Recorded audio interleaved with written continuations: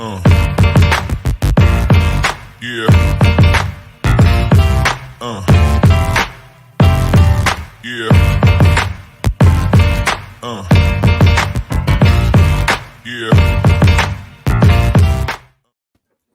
And what's up? Welcome in. Wes Mitchell, Chris Clark, GC Live, Monday episode. Checking in with you. Hope y'all are doing well. Hope you can hear us well. Apparently, it's a great day for some outdoor work. Chris has some stuff going on outside his house. Literally, just as we came on, I heard whoever cuts one of my neighbor's grass, they are rolling on the weed eater out there. So hopefully everybody can hear us just fine. Hope y'all are doing well. And got several things we want to get to, but first going to tell you about our friend Clint Hammond of Movement Mortgage, clint.hammond.com, 803-771-6933. If you are here locally in Columbia, you may have seen they have finally replaced the big old sign across from Dreher High School with a brand new red Movement Mortgage sign out there. If you go by Clint, chances are it could be like midnight. Clint will be there working. I see his car literally every single day parked outside when I'm going to the gym. And so nobody works harder and nobody will work harder to help you sort of sort through that process of what it is like to buy a home, whether you're a first-time home buyer or you're a seventh-time home buyer or everything in between. Clint can help you through it. Again, 803-771-6933. Chris, you have an insider report up today. I kind of want to hit on some of the topics from that because I think that's probably what is most newsworthy as Carolina sort of gets into that. I think there's two things going on. Obviously, it's transfer portal time. Carolina sorting through some final targets there. We actually, Chris, I don't think we've done a GC Live show since South Carolina landed gear, so I want to get into that as well. And then, of course, some high school recruiting going on as well as you kind of set the stage for June. But it kind of feels like the name Logan Diggs is on the tip of the tongue of every Gamecock fan out there who follows recruiting. Yeah, as it should be. South Carolina, obviously, we'll get to gear here in a minute, Wes, on the edge. But running back-wise, South Carolina, obviously, with Shane Beamer and his staff, continuing to work the transfer portal in hopes of landing a second transfer running back this cycle. I think Mario Anderson's been on the team for a while now. I feel like even I forget at times, Wes, that he is a transfer. He came in from Newberry, went through spring practice. So this would be the second portal running back for the 2023 cycle who could play this season if South Carolina can land one. And I think that's the key question. Diggs has now taken the Notre Dame transfer visits to Ole Miss, to South Carolina, and now the expected one to LSU, which I think, Wes, is probably the one that if you're South Carolina, you had eyes on the most, right? He's got the most connections there. Brian Kelly recruited Logan Diggs originally to Notre Dame, but coached him before he moved over to LSU. Logan Diggs is a Louisiana native. And LSU, despite having, 6 scholarship running backs on their roster right now before they even add anybody else, is still telling him that there's a really good chance to play. They had some guys banged up last year. They were a little short this spring. They should get almost everybody or everybody back for the season, but kind of jockeying for position there for a guy that's been one of the more sought after, certainly one of the most sought after guys in this portal window, but maybe just overall, Wes. He's probably up there in terms of one of the top talents from the transfer portal. So it's a wait and see right now for the Gamecocks. LSU people certainly seem pretty confident in ultimately being able to hold off South Carolina. But we'll see where it goes. He's not committed, at least officially, anywhere just yet. Yeah, and I mean, you just kind of get the impression there's not a lot of running backs like this out there, which is why he's so highly sought after. If you are, I mean, he rushed for 800 yards last year. Like if you're that, frankly, good and sort of aren't being blocked as far as you're just behind some other stud, chances are you're not in the portal at that position, I feel like. And for South Carolina and LSU, or whichever one ultimately lands Diggs, you're kind of lucky that he just happens to have been at a place where the depth chart was pretty loaded and you had several guys of similar talent levels. And, he's kind of been jockeying for position there. Chris, there is that little part of you that would think he doesn't want to end up in the exact same situation that he just left at Notre Dame. There was talk that being like a feature back, like being the feature back, was a big reason for him leaving. Now, whether that is truly the actual, what are the percentages there? Is that more internet chatter? Is that when he talked to his mom, who apparently is pretty big in his recruitment, she was on all 3 official visits. Was it, I just want to go find somewhere to play? Or was it what I think I initially thought, and I think what we all initially assumed, a lot of this was just kind of, I'm going home to LSU and then maybe take some visits to see if anybody else can change my mind. So, if this is truly a decision where he went into it with an open mind, I would think that thing, even no matter what LSU says, that thing of wanting to be the man could still potentially hold up. However, if this is just what is now classic, I'm entering the portal, but I pretty much know where I'm going, the fact that he took the LSU OV, reports out of there, or that it went very well, I sort of still lean percentage-wise towards him to ultimately end up there. Yeah, I think that makes a lot of sense. And to go back to your point earlier, Wes, I mean, it definitely was a situation where when he jumped in the transfer portal, it looked like this had the look of a guy that, sorry for the jackhammering in the background if y'all can hear it. It had the look of a guy, the feel of a guy who's jumping in, knowing something, knowing where he's going, or having a really good idea of it, kind of having some intentions attached to him entering the portal. Because it was when he left Notre Dame, it's kind of like, all right, this is a guy that leads them in carries, right? It's not like they're really, really struggling as a program.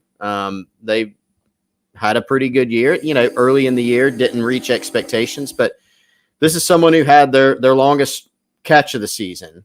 They had their longest run of the season, scoring run, had the most carries on the team. And so when he entered the portal, you go, all right, Louisiana guy entering the portal. LSU's been pretty active in the transfer portal this offseason. You could see it.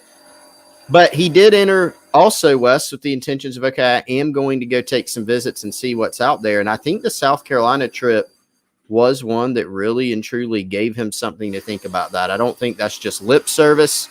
I don't think it was a situation where he just kind of took it just for a free trip. I think they legitimately gave him something to think about, certainly with the depth chart. And look, I think I said this on the GC Takeover earlier today on 107.5.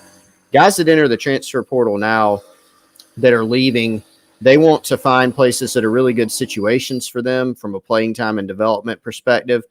Logan Diggs might be. He's got more than 1 year of eligibility, but he's kind of looking, from what I've heard, at possibly being a one-and-done guy. And so you want to find the best possible situation. And they're also going to consider the NIL opportunities at all these schools. So I think South Carolina has a good story to sell on both those, particularly in playing time. But at the end of the day, it is tough to tell your home state school where you know the coach very well. And if you're convinced and you believe in yourself, which most guys do, most high-level guys do, they may end up percentage-wise being pretty tough to beat. Yeah, so we'll certainly be tracking that. There is some buzz that we could know early this week. And certainly, I mean, we talked about this too earlier, man.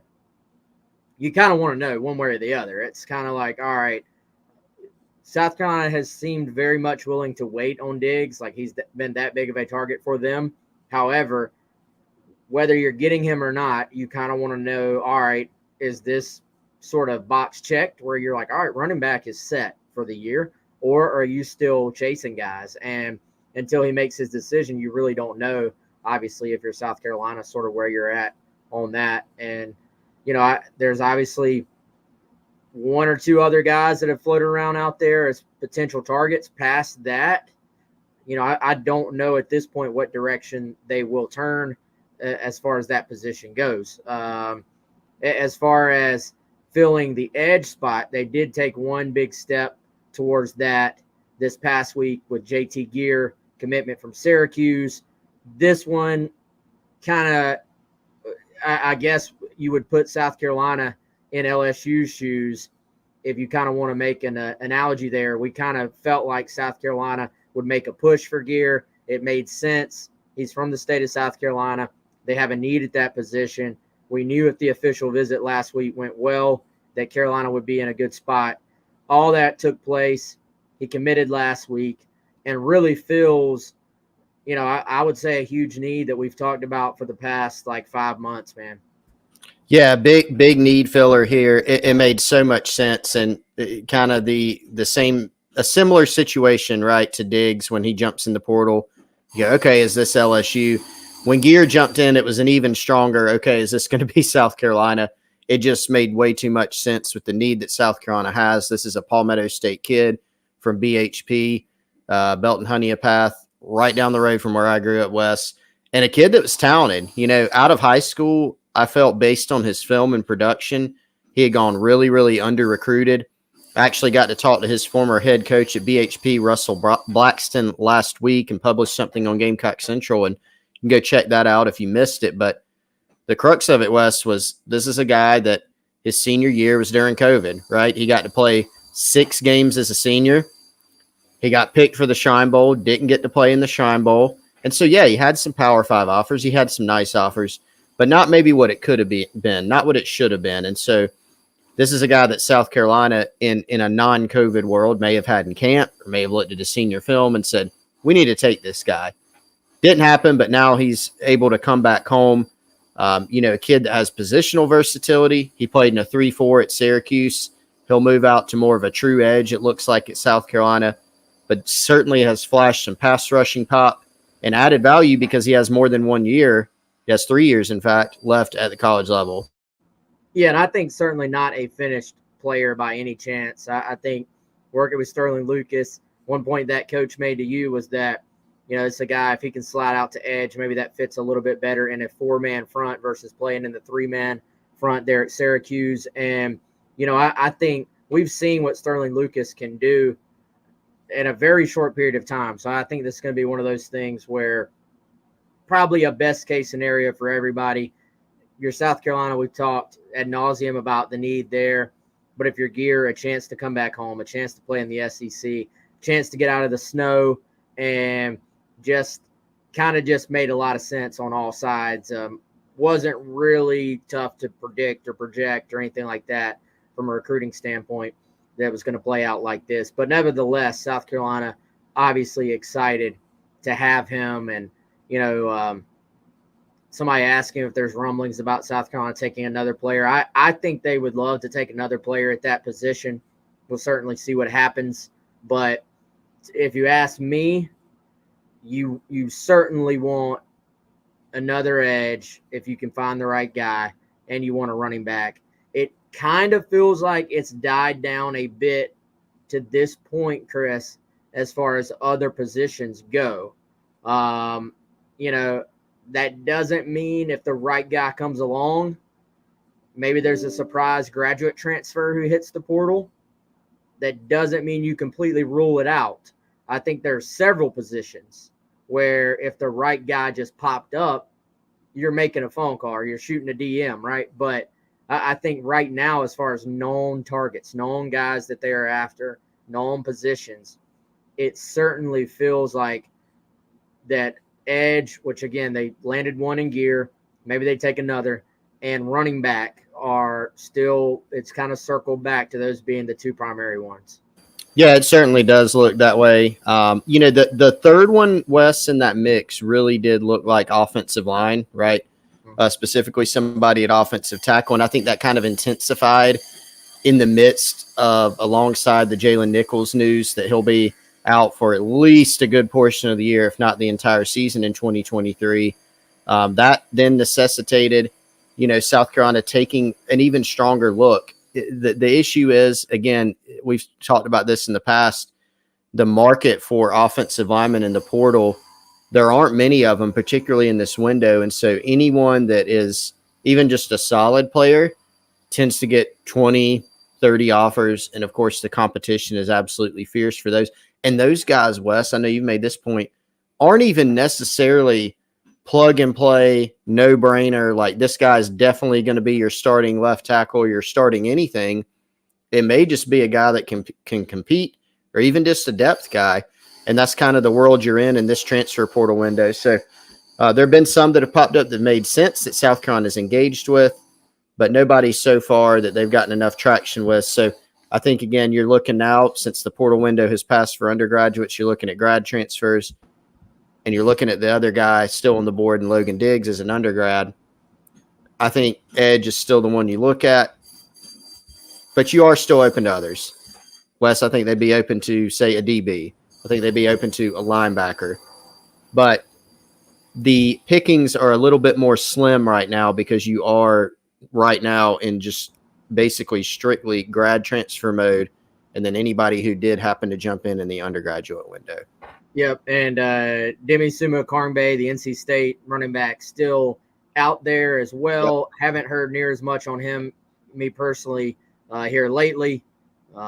We are still trying to keep our ear to the ground on that one as well, I will say. And then, Chris, you kind of do wonder, is there a chance, is there like a guy that just pops up late that maybe is a little bit under the radar and you kind of take a flyer on if you miss on maybe another guy or two?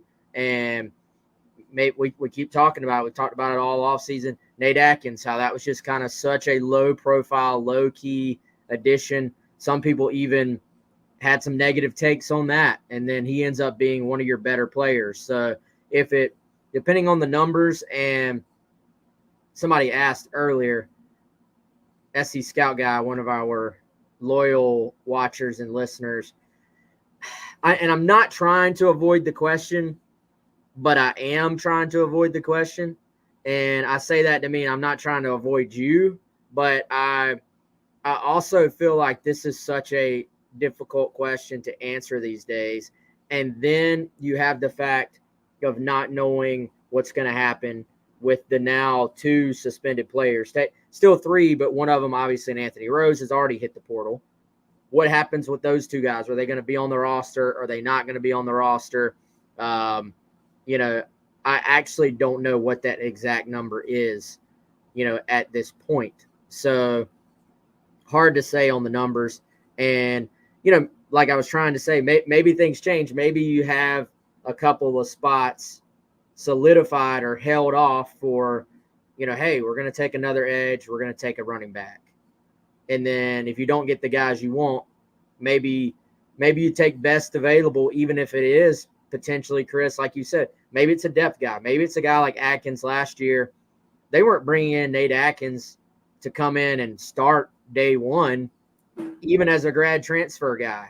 However, he ended up actually being one of their better players on offense. So these things, I say all that just to point out, this can be incredibly fluid as far as how it actually plays out. And ultimately, you've got to try to, I guess, optimize or maximize your roster any way you see fit. And the best available way to do that may look different in 5 days than it does right now. Yeah, and we know, just from strictly to go back kind of to the numbers question, we're actually working on updating our scholarship breakdown on GamecockCentral.com. So they're close. I mean, they're right near the number.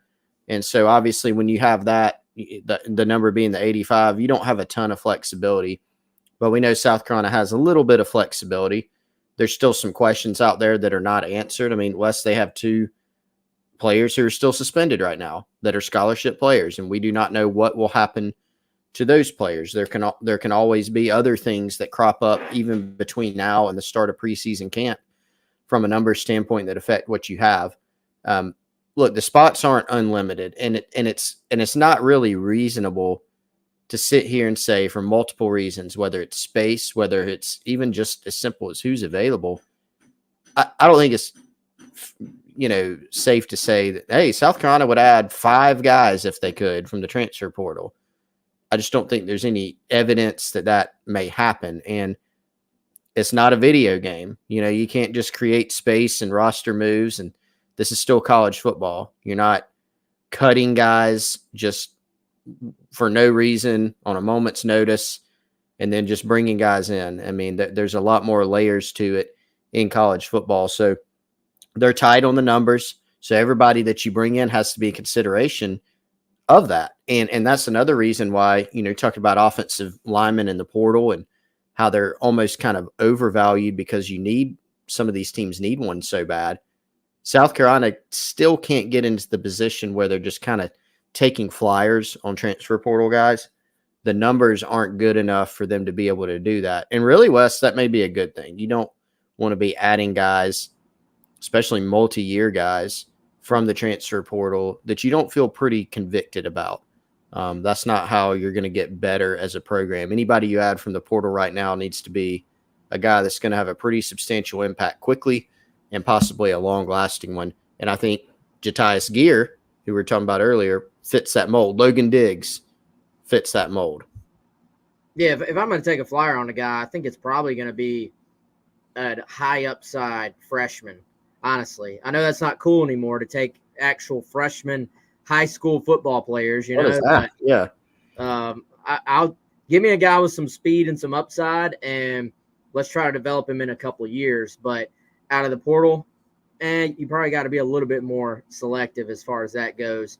And I tell you what, Chris, I don't know if we've talked about this on the show either. This is from last week, but I thought that was a low-key, very resourceful addition to go get Jackson Hughes from Charlotte as a preferred walk-on. And, I don't want to set unrealistic expectations. I don't want to hype this up to where people, take it to mean he's going to come right in and start at left tackle, because I don't think that's realistic at all. But it's kind of a no risk, high reward situation there. You're getting someone who has played a couple of years of college ball, actual experience, started for Charlotte. You're getting him as a preferred walk-on. This is a guy who, if he was not coming off of an injury at the end of last year, probably would have had multiple scholarship opportunities. And I think just kind of gives you, at the very least, like a break glass in case of emergency type option in the future. But in a best case scenario, this is a defensive lineman out of high school. He played DN, defensive tackle, and tight end. So this is one of those stories, we always see it, where a guy sort of transitions to offensive line in college, puts on weight, sort of gets more and more comfortable at that spot. The athleticism is a little bit different on the O-line than it maybe is on the defensive side of the ball. And it clicks. So I do think Carolina, as far as the context of him being a PWO, this is sort of maximizing your roster. This is sort of being efficient. And I think a resourceful pickup for Carolina that, from what I understand, they're pretty excited about to add him at least to their depth on the offensive line and offensive tackle. Yeah, and that's what this is. I like how you put it, no risk, and can actually be a reward for you, in the future. Again, this isn't someone you bring in and saying, all right, this is the solution here at left tackle. Here's your starter. This is someone that's still very much learning, I think, Wes. If you look at the body of work, Charlotte had a pretty good offense last year, and he was able over the past couple of years to play a few Power 5 teams, including South Carolina. I think they played Illinois.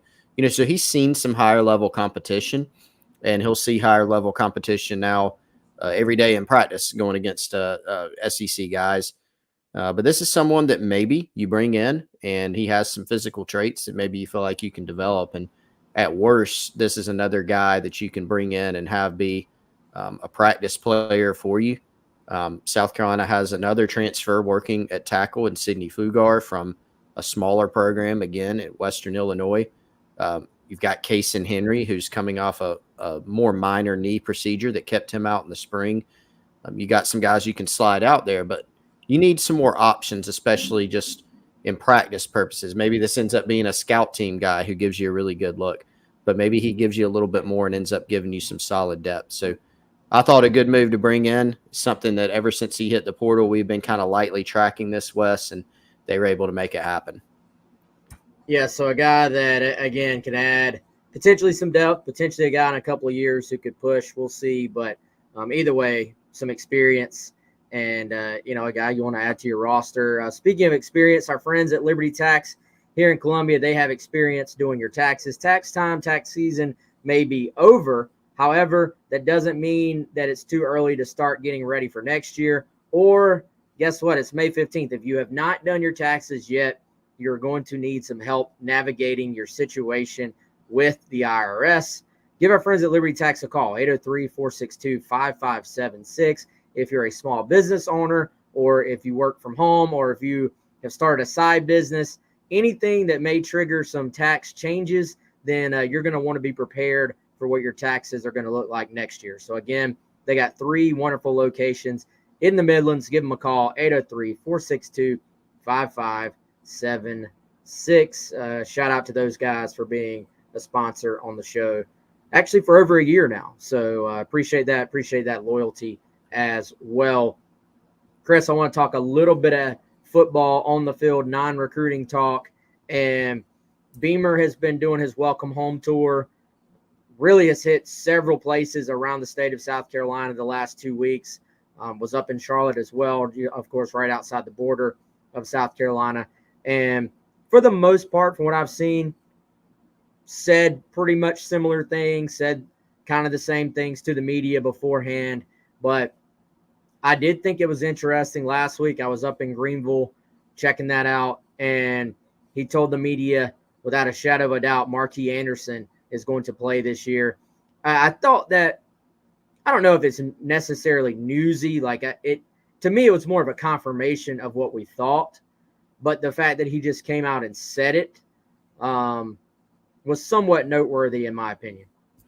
It was. Now here's my question, Wes, and I'm gonna ask this to you because you were there to get the vibe. You heard it. Marquis Anderson plays this year.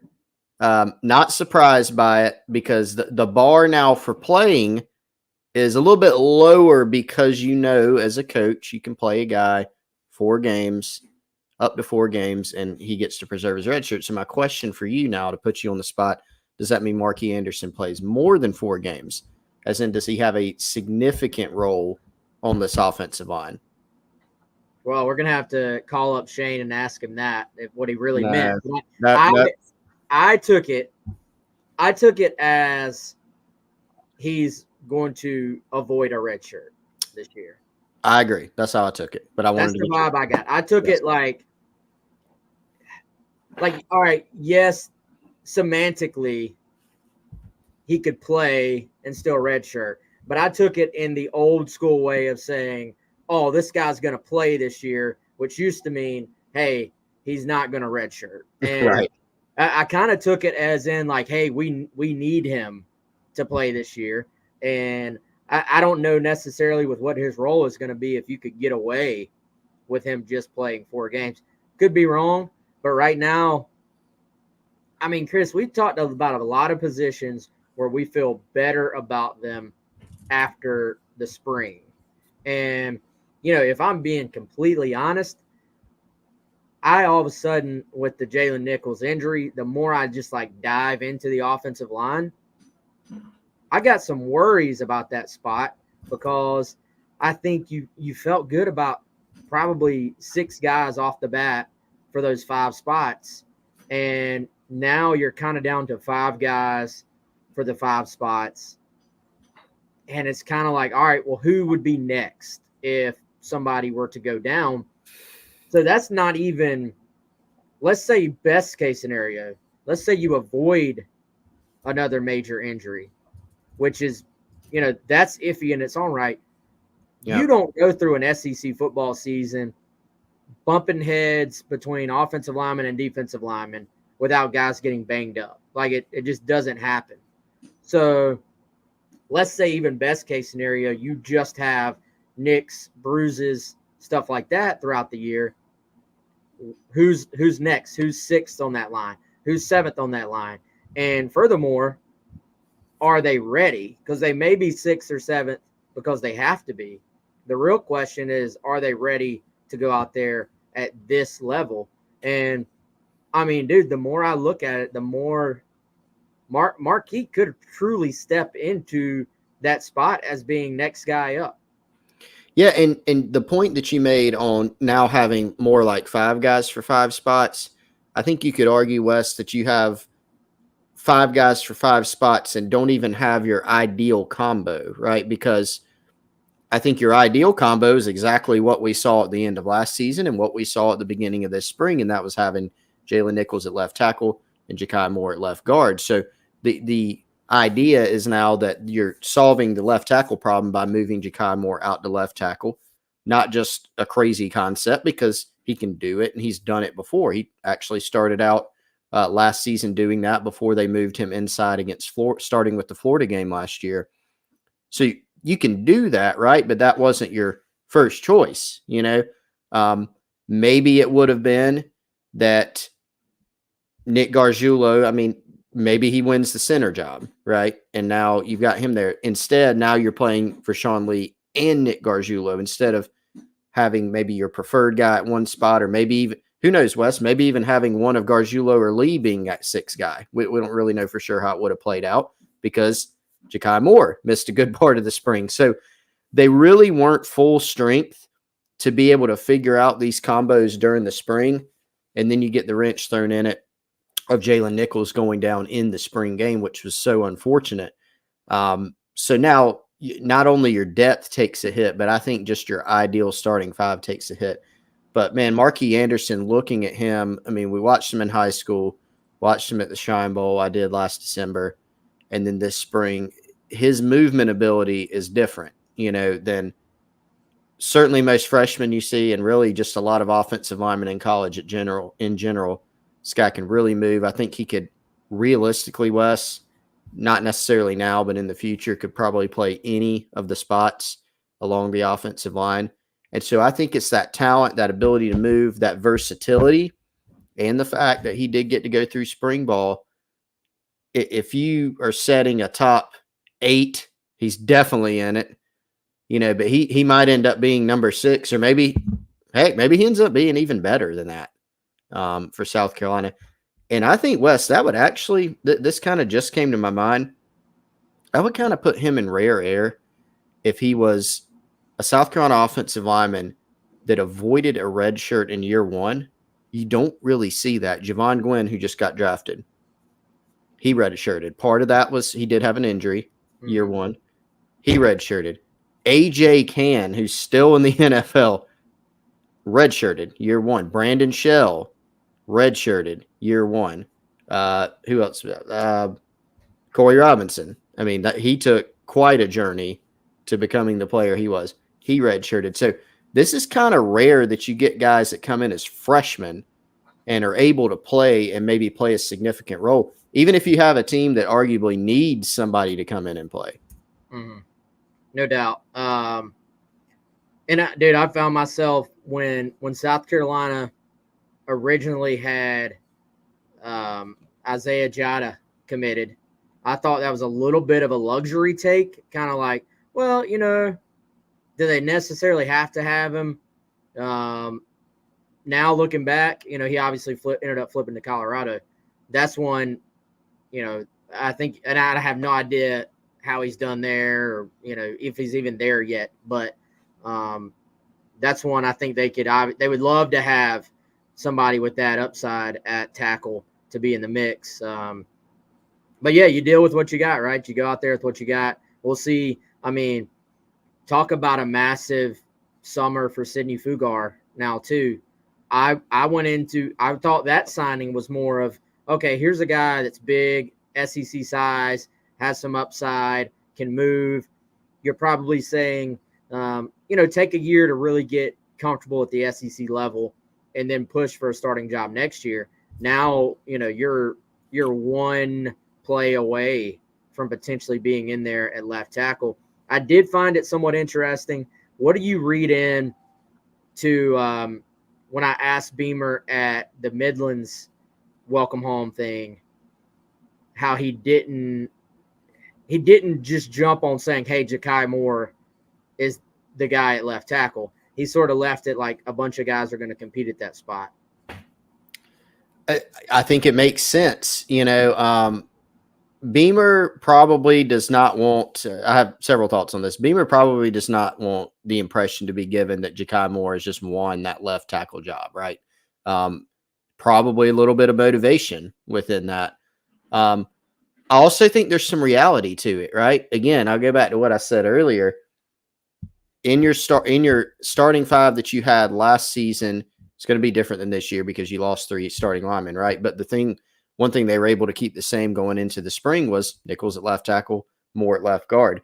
You clearly thought that Nichols was a better option at tackle, or Moore was a better option at guard, or maybe both. And that's why you made that move last year. That's why you kept it in this spring. So seems like the staff maybe thought his ideal position is left guard. So that right there signals, you're doing something that has been done before, but it's not your number one first choice. And it may work out great, right? If he ends up being the left tackle, certainly for the coaching staff, Gamecock fans hope he has a wonderful season doing it. But it still is at the point, Wes, where you don't want to lock that in. You don't want to make that a sure thing. Issue is you don't see a lot of ready-made candidates for it. You mentioned Fugar, who's a transfer and was thought of as probably more of a developmental guy in the sense of you needed to get him acclimated to the SEC and all those things. You have Case and Henry, but he missed the spring. He'll be good for preseason, all indications are. And he has very, very limited game experience. He's still a very young player. Vershawn Lee started his career as a left tackle. Nick Gargiulo played some left tackle at Yale before he moved to center last year. So you have some other guys that have done it, but you don't have just a ready-made solution. And Ja'Kai Moore is probably number one on there, but even he isn't a slam dunk. Yeah, Jackson weighed in on YouTube saying, wish Big Tree was on campus. Yeah, I mean, I think that's the situation too. If Tree had gone through spring ball, then, I think we're probably talking about him too, potentially in that same conversation with Marquis. Without him going through that, as talented as he is, as highly ranked as he was, I think it's hard to put that on him right now. It's hard to predict that, that he'd be able to come in and just step right in right away. That would be a astronomical thing for South Carolina if for some reason he did come in as one of the rare true freshmen who is ready to go. But I just don't know if we can predict that right now, and probably not fair to him without him going through spring ball to get to come in. And I think they'll give him a look. Don't get me wrong. I think all options are on the table. It sounds like, but we'll certainly see what happens there. Let's see. Before we go any further, one more sponsor to talk about today, and that's our friend Andy Luedecke from Perfect Franchise, myperfectfranchise.net. He can help you find your perfect franchise. 404-973-9901. Go to myperfectfranchise.net. You may have seen Andy on Gamecock Central on the homepage. He is sponsoring our weekly recruiting roundup. And as we tell you there, if you're ready to leave the corporate rat race for the American dream, if you're looking for a side hustle while still working your current job, if you want to diversify, build some wealth, and or leave a legacy, Andy can help you. He is a franchise consultant as well as franchise owner, and he helps people find franchises that fit their skill sets, financial requirements, time to commit, and more. His services are 100% free. He is here to help if you have any questions about business ownerships. Again, 404-973-9901. Give Andy a shout. Chris, the floor is yours. What is your final thought on this episode of GC Live? Well, I actually have one more plug, and it's not a sponsor, but it's something that'll help us, Wes, GamecockCentral.com. Wes, I don't know if you knew this. Hopefully you read it. You and I sometimes get busy and don't even get to read each other's content sometimes. I hate to say it. We always catch up. Did you get to check out the new Gamecocks Connection newsletter last Wednesday? I believe that came out. I actually did. I don't know if one's went out this week, but I did. It has not. Okay, then yes, I did catch it last week. All right. Well, hopefully you enjoyed it. Don't say if you didn't, because that'll ruin my plug. But I have the new Gamecocks Connection newsletter coming out I'm looking, Wes, at probably once a week. We want to keep the bar low so far. We're not going to do a daily. We're not going to do twice a week. And we're going to save your inbox a little bit. But every Wednesday, I think, Gamecocks Connection newsletter. We'll probably keep publishing it on GamecockCentral.com as well. But if you want it straight in your inbox once a week, it'll have some original stuff in it that you won't find anywhere else. You'll also find like some curated pics of some different things that are happening in Gamecocks country. You can check that out. Wes is putting it. Thank you, Wes. You beat me to it. Right there in the chat. All you got to do, go in, put your email in there. We're not going to spam you, and we'll put you on the list to get the Gamecocks Connection newsletter every single week. Thank you for giving me the floor for that. Now, I will give some thoughts. Few random things, okay? Non-football. Gamecock men's. I will say real quick, Yeah. that will also sign them up for big headlines and breaking news as well. So it won't be just the weekly. That same newsletter link is what is for breaking news, and we'll send out like basically a headline list sometimes that just shows kind of the latest that's going on the site. Yeah, good call. And all that's super helpful. I get it. I read it. It helps me. It's a good way to keep up with things very quickly and make sure you don't miss anything. Other random notes, Wes, Gamecock softball, they're just coming off a good showing at the SEC tournament. So they now know their destination for the NCAA tournament. They will open up actually in the Florida State Regional. First game is against UCF. Gamecock men's tennis advanced to the Final 8. First quarterfinals appearance for them, Gamecock men's tennis, since 1989. There's a couple big things there. And also, congratulations to a few Gamecock athletes from the women's soccer team. Haley Meadows, Kat Berry, and Cameron Dixon, all named by Shelley Smith as team captains for the 2023 season. All very impressive ladies. So that's all I got. Just a few things, a few housekeeping notes to close out and let the people know. Hey, Gamecock athletics. Lots of sports looking up for Carolina right now. So good luck to softball. We'll talk to y'all before then, but they play this Friday, ESPN2, 7 o'clock, UCF in that Tallahassee regional.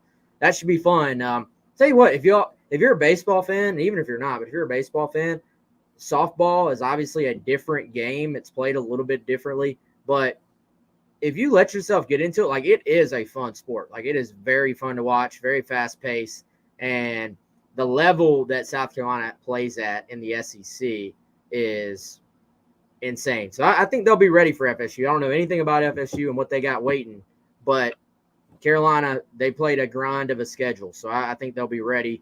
We'll see if they can go down there and try to pull an upset. All right, I think that's it for today. Appreciate everybody hanging in. Numbers are pretty good considering there's not like breaking news or anything crazy going on.